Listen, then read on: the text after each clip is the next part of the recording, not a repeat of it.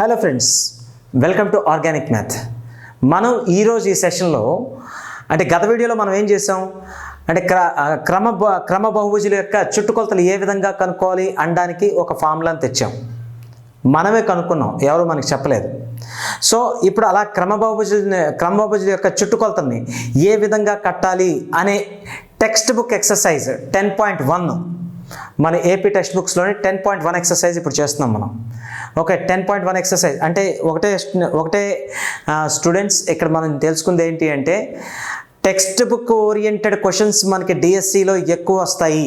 Theoretical questions అయినా కానీ లేదా మన చాప్టర్లో టెక్స్ట్ బుక్స్లో వచ్చే ప్రాబ్లమేటిక్ క్వశ్చన్స్ కానీ ఇవన్నీ ఎక్కువ వస్తాయనే ఉద్దేశంతో మనం టెక్స్ట్ బుక్ కంటెంట్ని మ్యాక్సిమం ఇక్కడ చెప్తున్నాం. దీంతోపాటు ప్రీవియస్ పేపర్ డిస్కషన్స్ కూడా తర్వాత మొదలెడతాం. ఓకే, సో కాబట్టి ఇప్పుడు చూడండి, ఎక్సర్సైజ్ 10.1లో మన ఏపీ సిలబస్ ప్రకారం మనం ఈ లెక్కలు చూస్తాం.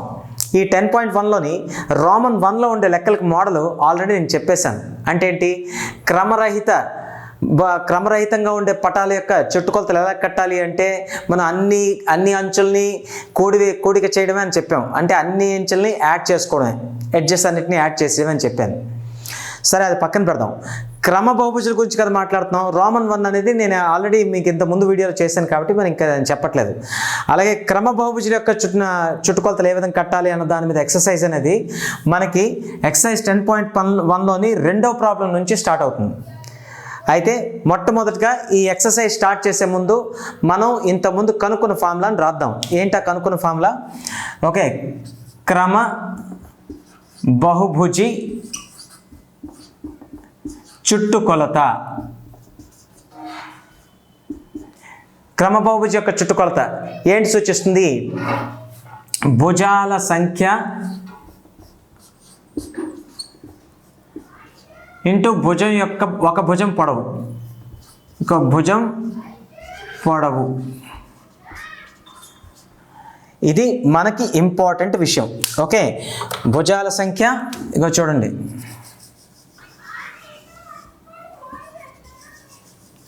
ఓకే, మనం ఇక్కడ ఏం చెప్పాం? ఒక క్రమ బహుభుజి యొక్క చుట్టుకొలతను ఏ విధంగా కట్టాలని చెప్పాం? Perimeter of a regular polygon భుజాల సంఖ్యని ఒక్కొక్క భుజం పొడవుతో గుణించాలి అని చెప్పాం. అంటే భుజం పొడవు ఇంటూ భుజాల సంఖ్య. Okay, so length of a side into number of sides. ఇది మనకి ఫార్ములా. ఇది ఏ విధంగా మీకు వచ్చింది అని తెలియకపోతే దీనికి సంబంధించిన కాన్సెప్ట్ వీడియో మనం ఆల్రెడీ చేసాం. ఇక్కడ పైన ఐ బటన్ ప్రెస్ చేస్తే మీకు అది ఆ వీడియో కూడా చూడవచ్చు. అంటే ఏ విధంగా ఈ భుజాల సంఖ్య ఇంటూ భుజం యొక్క పొడవు అని చెప్పాను అన్నది విషయం కాన్సెప్ట్ చెప్పిన వీడియో మీరు చూడొచ్చు ఐ బటన్ ప్రెస్ చేస్తే. సరే, ఇక మనం ఎక్సర్సైజ్లోకి వచ్చేద్దాం. ఏంటి క్రమ బహుభుజి యొక్క చుట్టుకొలత? భుజాల సంఖ్యని భుజం పొడవుతో గుణించాలి. సరే, ఇప్పుడు ఇక్కడ లెక్క ఏంటో చూద్దాం. లెక్క ఏంటి? ఈ కింది పటాల చుట్టుకొలతలను కనుగొనము. అంటే ఈ కింద ఎన్ని ఇచ్చాం ఫిగర్స్లోని?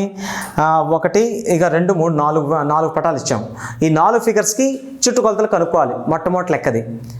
ఈ పటాల చుట్టూ తీగను అమర్చవలెనన్న. ఓకే, 1 సెంటీమీటర్ చొప్పున తీగ, 1 సెంటీమీటర్ తీగ ఖరీదు 15 రూపాయలు చొప్పున మొత్తం ఎంత ఖర్చు అగును? అంటే ఒక్కొక్క సెంటీమీటర్కి 15 రూపాయలు అయితే మొత్తం ఈ పటాల చుట్టూ తీగను అమర్చాలి. ఆ పటాల చుట్టూ తీగను అమరిస్తే ఒక్కొక్క సందర్భంలోని ఎంతెంత ఖర్చులు అవుతున్నాయో మనం దాన్ని కూడా కనుక్కోవాలి. ఓకే, ఇది మన లెక్క. అయితే మనకి ఇప్పుడు ఏంటి, ఏదైనా తీగను అమర్చేది చుట్టూ అమరుస్తాడా మధ్యలో అమరుస్తాడా? చుట్టూ అమరుస్తాడు. అంటే దీని చుట్టూ అమర్చేయడంటే అర్థం ఏంటి? దాని చుట్టుకొలత ఎంత ఉంటుందో తీగ పొడవు అంత ఉండాలి. కాబట్టి చుట్టుకొలతని ఈ 15 రూపాయల చేత గుణించాలి అని అర్థం ప్రతి సందర్భంలోని. ఇది మీకు అర్థమైపోయి ఉంటుంది. సరే, ఇక్కడ పటాలు ఏంటంటే ఇచ్చాడో చూడండి ఒకసారి. ఇక్కడ 30 సెంటీమీటర్లు 55, 35 చొప్పున మనకేంటి ఇక్కడ ఒక త్రిభుజం ఇచ్చాడు. అంటే ఇది క్రమరహితంగా ఉండే విషమబాహు త్రిభుజం. దీనికైతే భుజాలను కలుపుకోవడమే చుట్టుకొలత తప్ప వేరే దారి లేదు. అలాగే ఇక్కడ ఏంటిది? దీర్ఘచతురస్రం ఇచ్చాడు. ఇక్కడ ఏంటి ఇచ్చాడు? చతురస్రం ఇచ్చాడు. మరి ఇదేంటిది? 6 భుజాలు ఉన్నాయి. అంటే నేను గీసే విధానం బాగోపోవచ్చు, కానీ క్రమ షడ్భుజి అంటే అర్థం ఏంటి? 6 భుజాలు సమానంగా కలిగిన షడ్భుజి. 1 2 3 4 5 6 6 భుజాలను సమానంగా కలిగిన షడ్భుజి ఇచ్చాము, అదే క్రమ షడ్భుజి. కాబట్టి క్రమ షడ్భుజి యొక్క చుట్టుకొలతని కట్టాలి. అలాగే సెంటీమీటర్కి 15 రూపాయలు చొప్పున మొత్తం దాని చుట్టూ తీగనమర్చడానికి అయ్యే ఖర్చు కూడా కట్టాలి. ఇది ఒక్కొక్క సందర్భం. సరే, ఒక్కొక్క సందర్భాన్ని చూసుకుంటూ వెళ్దాం. సరే, మొదటి సందర్భం ఏంటి? ఇగో దీని యొక్క చుట్టుకొలత మొదట కట్టాలి. ఓకే, చుట్టుకొలత. ఇప్పుడు నాకు ఒక విషయం చెప్పండి, ఇది క్రమ బహుభుజి అవుతుందా? అవ్వదు. క్రమ బహుభుజికి ఎలా ఉండాలి? భుజాలన్నీ సమానంగా ఉండాలి, కోణాలన్నీ సమానంగా ఉండాలి. ఇక్కడ భుజాలు ఏమైనా సమానంగా ఉన్నాయా? లేవు. భుజాలన్నీ సమానంగా లేని బహుభుజి యొక్క చుట్టుకొలత కట్టాలంటే ఏం చేయాలి? భుజాలన్నీ కలిపేయడమే, ఇంక వేరే దారి లేదు. మనం ఇంతకుముందు ఫస్ట్ ఎక్సర్సైజ్ చెప్పినప్పుడు చెప్పాను మీకు అది. సో కాబట్టి 30 + 55 + 35 అంటే ఈ 3 భుజాలని కలిపాం. ఎంత అవుతుంది? 30కి 55ని కలిపితే 85, 85కి 35ని కలిపితే 120, అంతేనా? అంటే 120 సెంటీమీటర్లు. అంటే దీని యొక్క మొదటి ఆన్సర్ ఎంత అయిపోయింది మనకి? 120 సెంటీమీటర్లు. అంటే ఈ పటం యొక్క చుట్టుకొలత 120 సెంటీమీటర్స్. అలాగే ఈ పటాన్ని చుట్టుకొలత ముందు కడదాం. దీని చుట్టుకొలత. ఓకే, దీని చుట్టుకొలత కట్టాలంటే దీని యొక్క పొడవు ఎంత ఇచ్చాడు వాడు? ఎల్ అనేది 40 సెంటీమీటర్లు. దీని యొక్క వెడల్పు ఎంత ఇచ్చాడు? వెడల్పు అంటే బి అంటున్నాను. ఓకే, 20 సెంటీమీటర్లు. పొడవు వెడల్పులు ఇచ్చినప్పుడు దీర్ఘచతురస్రం యొక్క చుట్టుకొలత ఏమవుతుందని మనం చెప్పాము? 2 × పొడవు + వెడల్పు. కాబట్టి దీని చుట్టుకొలత ఎంత అవుతుంది? 2 × L + B. Okay, 2 × L + B. L అంటే ఎంత? 40. B అంటే ఎంత? 20. ఓకే, ఇప్పుడు చెప్పండి, 40 20 కలిపితే ఎంత అవుతుంది? 60. ఇది 60. సరే, ఇంకొక స్టెప్ కూడా రాస్తున్నాను, ఇలా రాయకూడదు నిజానికి. 60 × 2 ఎంత? 120. ఓకే, అంటే దీని యొక్క చుట్టుకొలత ఎంత వచ్చింది? 120 సెంటీమీటర్లు వచ్చింది. సో కాబట్టి దీనిలో కూడా మొదటి ఆన్సర్ అయిపోయింది. చుట్టుకొలత ఏం చేసాం? 2 × L + Bలో ఆ ఇచ్చిన భుజాల కొలతల్ని ప్రతిక్షేపించడం ద్వారా మనకి ఆన్సర్ వచ్చేసింది. So we obtained an answer after substituting the values of length and breadth in the given diagram. సరే, పక్కన చూద్దాం. నెక్స్ట్, ఇక ఈ డయాగ్రామ్, మూడో డయాగ్రామ్ రండి. ఇది దేని సూచిస్తుంది? చతురస్రాన్ని. సో ఇది మనకేంటి? దీర్ఘ చతురస్రం. ఇదేంటి? చతురస్రాన్ని సూచిస్తుంది. సో చతురస్రాన్ని సూచించేటప్పుడు చతురస్రాన్ని చుట్టుకొలత. చతురస్రం ఏంటవుతుంది? నేను ఇంతవరకు చెప్పినట్టు క్రమ బహుభుజి అవుతుందా లేదా? ఎందుకు క్రమ బహుభుజి అవుతుంది? ఇందులో 4 భుజాలు సమానంగా ఉంటాయి. ఇగో చూడండి, 30 30 అంటే ఇది 30 ఇది 30. అలాగే 4 కోణాలు కూడా సమానంగా ఉంటాయి కాబట్టి క్రమ బహుభుజి అవుతుంది. క్రమ బహుభుజి యొక్క చుట్టుకొలత ఏమవుతుంది? భుజాల సంఖ్య × భుజం పొడవు, అంతే కదా? సో కాబట్టి ఇక్కడ చూడండి, దీని యొక్క చుట్టుకొలత భుజాల సంఖ్య × భుజం పొడవు. భుజాల సంఖ్య ఇక్కడ ఎంత అవుతుంది? భుజాల సంఖ్య. ఓకే, భుజాల సంఖ్య ఇక్కడ ఎంత? 4 కదా? 4 × భుజం పొడవు ఎంత? ఇక్కడ ఏ అనుకున్నాం అనుకోండి, దీన్ని 4A అని కూడా అంటారు అందరూ. సో 4 × ఓకే, దీని యొక్క పొడవు మనం ఎంత ఇచ్చాము? 30. 4 30 ఎంత? 120 సెంటీమీటర్లు. సో కాబట్టి దీని యొక్క మొదటి ఆన్సర్ కూడా ఎంత వచ్చింది? 120 సెంటీమీటర్స్ దాని యొక్క చుట్టుకొలత వచ్చింది. తర్వాత దీని రండి, ఇక్కడ మనం అన్ని భుజాలు సమానం. ఫస్ట్ విషయం మనం గుర్తించాల్సింది, భుజాల సంఖ్య ఎంత ఉంది? 6 ఉంది. 6 సమాన భుజాలను కలిగి సమాన కోణాలను కలిగి ఉన్న ఒక బహుభుజిని ఏమనాలి? క్రమ షడ్భుజి. ఉట్టి షడ్భుజి కాదు, క్రమ షడ్భుజి. సో క్రమ షడ్భుజి అంటాం దీన్ని. ఇప్పుడు క్రమ షడ్భుజి కాబట్టి దీని యొక్క చుట్టుకొలత ఎంత అవుతుంది? చూడండి, దీని యొక్క చుట్టుకొలత ఈక్వల్ టు భుజాల సంఖ్య × భుజం పొడవు.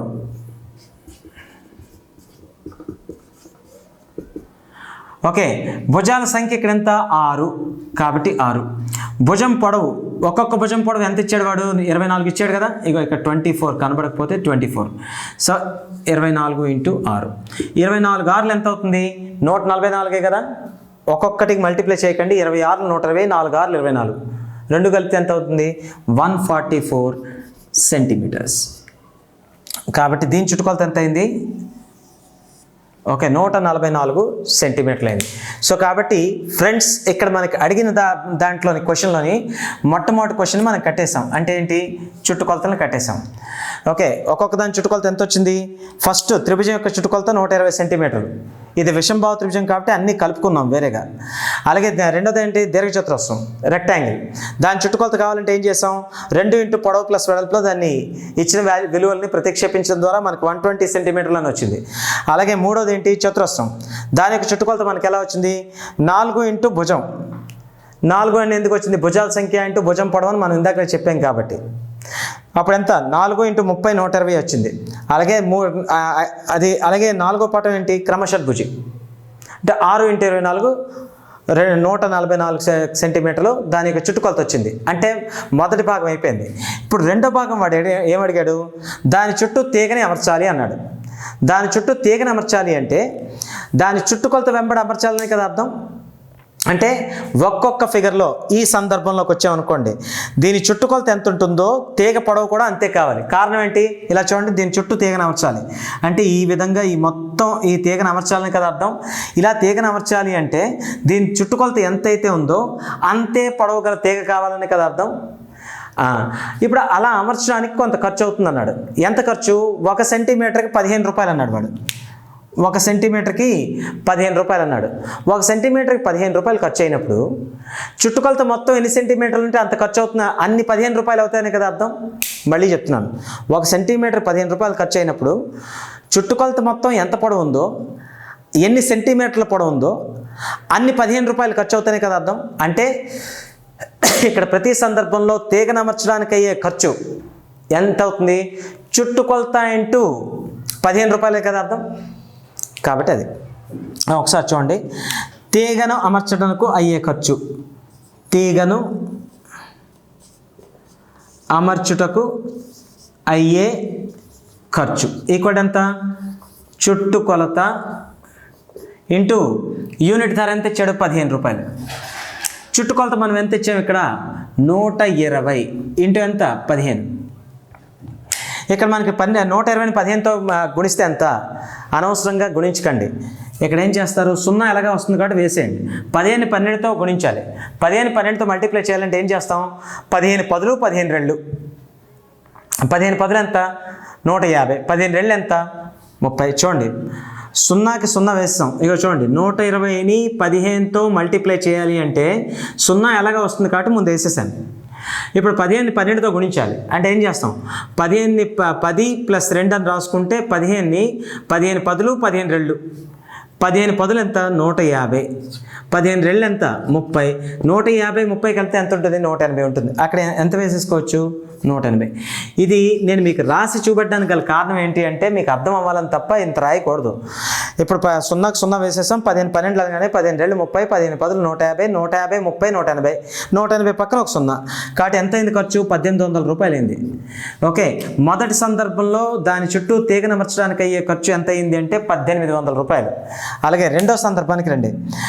ఇక్కడ కూడా తీగను అమర్చుటకు అయ్యే ఖర్చు, తీగను అమర్చుటకు అయ్యే ఖర్చు ఈక్వల్ టు దీని చుట్టుకొలత ఇంటూ ఇక్కడ కూడా 15 రూపాయలే కదా సెంటీమీటర్కి కాబట్టి ఇంటూ 15. ఓకే, దీని చుట్టుకొలత మనం ఎంత కనుక్కున్నాం? మళ్ళీ 120 ఇంటూ మళ్ళీ ఎంత? ఇక్కడ 15. మళ్ళీ 120 15తోనే కదా గుణించేది కాబట్టి ఎంత వచ్చింది? ఇక్కడ కూడా 1800. సెపరేట్ కట్టాల్సిన అవసరం లేదు. సో కాబట్టి దీనికి కూడా అయ్యే ఖర్చు ఎంత అవుతుంది? 1800 రూపీసే. అలాగే ఇక్కడికి రండి. ఇక్కడ కూడా మళ్ళీ ఏంటి? తీగను అమర్చడానికి అయ్యే ఖర్చు, అమర్చడానికి అయ్యే ఖర్చు ఈక్వల్ టు చుట్టుకొలత ఇంటూ దాని అంటే 15 రూపాయలు యూనిట్ కాస్ట్. అంటే ఇప్పుడు చుట్టుకొలతని 15తో గుణించాలి.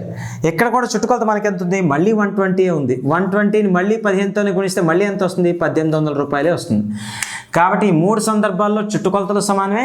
అలాగే ఎప్పుడైతే చుట్టుకొలతలు సమానమయ్యాయో అదే 15 రూపాయలు చెప్పిన 3 సందర్భాల్లోని తీగని అమర్చడానికి అయ్యే కాస్టులు కూడా ఒకలాగే ఉంటాయి.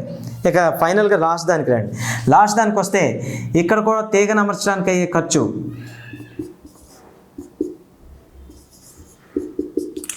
ఈక్వల్ టు దాని చుట్టుకొలత ఇంటూ 15. ఓకే, చుట్టుకొలత ఇంటూ 15. చుట్టుకొలత ఇంటూ 15 ఎంత అవుతుంది? చుట్టుకొలత మనకి ఇక్కడ ఎంత? 144 ఇంటూ 15. ఇక్కడ కొంచెం గుణిస్తే మంచిదే. So 15 into 4 60. 15 4 60, ఈ 6 66, ఇంకొక 6 ఉంది. 15 1 15, 6 21, కాబట్టి 2160 రూపాయలు ఈ సందర్భంలో. ఓకే, సో కాబట్టి ఈ లెక్కలో మనం మొత్తం ఇచ్చిన 4 సందర్భాలకి మనకి చుట్టుకొలత ఒక్కొక్క సందర్భంలో ఎంత వస్తుందని మొదట కనుక్కున్నాం. అలాగే దాని చుట్టూ తీగని అమర్చడానికి to arrange the given wire, okay, cost ఇచ్చాం. ఎంత కాస్టు? ఒక్కొక్క సందర్భంలో 1800 చొప్పున మొదటి 3 సందర్భాలు, అలాగే 2160 రూపాయలేమో మూడో సందర్భంలో తీగను అమర్చడానికైనా మొత్తం ఖర్చు. అయితే ఈ 4 ప్రాబ్లమ్స్ మీరు చేశారా లేదా అని మాట పక్కన పెడితే, ఈ 4 ప్రాబ్లమ్స్ ద్వారా మీరు నేర్చుకున్నది ఏంటి అంటే, ఒక క్రమ షడ్భుజి లేదా ఒక క్రమ చతుర్భుజం లేదా ఒక క్రమ అష్టభుజి, ఎలాంటి క్రమ బహుభుజికైనా చుట్టుకొలత కనుక్కోవాలి అంటే దాని భుజం యొక్క పొడవుని భుజాల సంఖ్యతో గుణించాలి. అది మొదట తెలుసుకున్నాం. రెండోది ఏంటి, ఎప్పుడైనా బహుభుజాకార స్థలం చుట్టూ ఫెన్సింగ్ కట్టాలన్నా, లేదా దాని చుట్టూ తీగను అమర్చాలన్నా, లేదా ఫోటో చుట్టూ ఫ్రేమ్ కట్టాలన్నా, ఇవి దేనికి సంబంధించినవి? చుట్టుకొలతను అనుసరించి చేయాల్సినవి. కాబట్టి ఆ చుట్టుకొలతని ఒక యూనిట్ ధర ఇస్తాడు వాడు. యూనిట్ ధర అంటే అర్థం ఏంటి? 1 సెంటీమీటర్కి అయ్యే ధర, లేదా మీటర్లో ఇస్తే మీటర్కి అయ్యే ధర, అడుగుల్లో ఇస్తే అడుగులకి అయ్యే ధర ఇస్తాడు. అప్పుడు మనకి వాడు ఏమంటాడు, దాని చుట్టూ ఫెన్సింగ్ వేయడానికి అయ్యే ఖర్చు ఎంత, లేదా ఇక్కడ దీని చుట్టూ తీగ వేయడానికి అయ్యే ఖర్చు ఎంత అంటాడు. సో దాని చుట్టూ తీగ వేయడానికి అయ్యే ఖర్చు ఎప్పుడైతే అడిగాడు వాడు, దాని చుట్టుకొలతని 1 మీటర్కి అయ్యే ధర లేకపోతే 1 సెంటీమీటర్కి అయ్యే ధరతోనో గుణించాలి. గుణిస్తే మనకి మొత్తం ఖర్చు ఎంతో వస్తుంది. ఓకే, సో కాబట్టి ఈ 2 విషయాల్ని ఈ రోమంలో అంటే ఈ రెండో ప్రాబ్లంలో మనం చేసే 4 లెక్కల ద్వారా అర్థం చేసుకోవచ్చు. అయితే మీ అందరికీ నాన్ మ్యాథ్స్ వాళ్ళని కూడా దృష్టిలో పెట్టుకుని ఎక్స్ప్లెయిన్ చేయాలని నేను ఈ స్లోగా చెప్తున్నాను. కానీ మీరు ప్రాక్టీస్లో చేసేటప్పుడు స్లోగా చేయకూడదు. నేను మీకు అర్థం అవ్వడానికి స్లోగా చెప్తాను, మీరు ఫాస్ట్గా చేయాలి. ఎంత అంటే ఒకేసారి టకటక కలిపే, అంటే ఒకేసారి ఫాస్ట్గా కలిపే లక్షణం మీలో ఉండాలి. ఏ విధంగా ఫాస్ట్ కలుపుతారు? దీన్ని చుట్టుకొలత చూడగానే అర్థమవుతుంది ఇది క్రమ బహుభుజి కాదు అంటే వెంటనే ఏం చేయాలి? భుజాలన్నీ కలిపేయాలి. చుట్టుకొలత కాదు. ఎంత అవుతుంది? 35, 55, 90, 90, 30, 120, ఫినిష్. 120 రూపాయలు 120 సెంటీమీటర్లు ఎప్పుడైతే దాని యొక్క చుట్టుకొలత అయిందో, దాని చుట్టూ తీగ వేయడానికి సెంటీమీటర్ ఖర్చు 15 రూపాయలు అంటే 120ని 15తో గుణించాలి. 0 ముందే వేసుకోవాలి. 15 12 ఎంత? 15 10 150, 15 30 అంటే ఎంత? 150, 30, 180, పక్కన 0, 1800. అంటే ఆ విధంగా మీరు ఫాస్ట్గా చేసేయాలి. నోటి లెక్కల ద్వారా ఫాస్ట్గా చేయాలి తప్ప ఇలా చేయాలని మాత్రం కాదు. అయితే ఇలా మీడియా ముందో లేకపోతే ఒక వీడియోలో నేను చెప్తున్నాను కాబట్టి అందరికి అర్థవంతంగా ఉండాలి కాబట్టి నేను ఇలా రాసి చెప్తున్నాను. మిమ్మల్ని రాయమని చెప్పట్లేదు. కాంపిటేటివ్ ఎగ్జామ్స్లో ఎప్పుడైనా స్పీడ్ అవసరం. కాన్సెప్ట్ని ఇక్కడ అర్థం చేసుకోండి, ప్రాక్టీస్ బాగా చేసుకోండి. మా వరకు అయితే టెక్స్ట్ బుక్లో ఉండే కంటెంట్ మొత్తాన్ని అందించడం మా బాధ్యత. సో కాబట్టి ఫ్రెండ్స్, ఈ వీడియో అందరికి అర్థమైందని అనుకుంటున్నాను. కానీ ఒక్క విషయం మర్చిపోకండి, మీరు అర్థమైన దాన్ని, అర్థం అవ్వలేని దాన్ని మీరు కమెంట్స్ ద్వారా తెలియజేయండి. అలాగే ఇంకా మీకు ఏమైనా కంటెంట్, ఇంకా మీకు కావాల్సిన అవసరాలు, మీ డౌట్స్ ఏమైనా ఉంటే కనుక కమెంట్స్ రూపంలో వ్యక్తపరచండి. నేను అన్నిటికీ ఆన్సర్ చేస్తాను. అన్నిటికంటే ముఖ్యంగా మీ కమెంట్స్ని బట్టి మీకు ఏ రేంజ్లో కంటెంట్ కావాలని అర్థం చేసుకుని ఇంకా బెటర్ లెవెల్స్లో కంటెంట్ చేయడానికి ప్రయత్నిస్తాను. మీకు నిజంగా నచ్చితే ఇది లైక్ చేయండి. ఓకే, లైక్ చేసి మీ ఫ్రెండ్స్లో షేర్ చేయండి, ఎక్కువ మంది చేరుతుంది.